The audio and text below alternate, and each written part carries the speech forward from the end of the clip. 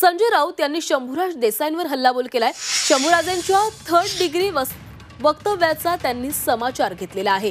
शंभूराजे देसाईंना सत्तेची मस्ती आली असल्याचा टोला त्यांनी लगावलाय। कुणाल कामराला थर्ड डिग्री द्यायला राज्यात तालिबान सरकार आहे का असा सवाल संजय राऊत यांनी उपस्थित केलाय। दरम्यान मंत्री शंभूराज देसाई यांनी कुणाल कामराबाबत बोलताना त्याला थर्ड डिग्री दिली पाहिजे असं वक्तव्य केलेलं होतं आणि त्यावर संजय राऊतांनी जोरदार पलटवार केलाय।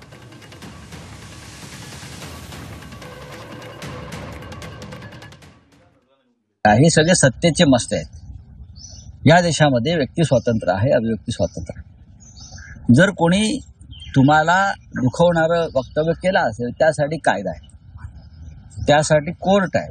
आता आमच्यावरती सुद्धा अनेकांनी डिफॉर्मेशन केसेस टाकलेल्या आहेत ना, आणि आम्ही कोर्टात जातो की आमच्यावरती मानहानिकारक काही वक्तव्याबद्दल लिखाणाबद्दल आमच्यावरती गुन्हे दाखल असतात, संपादक म्हणून देते म्हणून आम्ही जातो। आता जर कोणी थर्ड डिग्री द्यायच्या गोष्टी करत असतील एखादा मंत्री, याचा अर्थ या महाराष्ट्रात तालिबानी राज्य असेल। तुम्ही हिंदू राष्ट्र म्हणता पण इस्लामी राष्ट्राप्रमाणे तुम्ही शिक्षा देताय। मग तसं असेल तर इस्लामी कायद्यानुसार गद्दारांना कोणती शिक्षा देतात माहिती आहे का?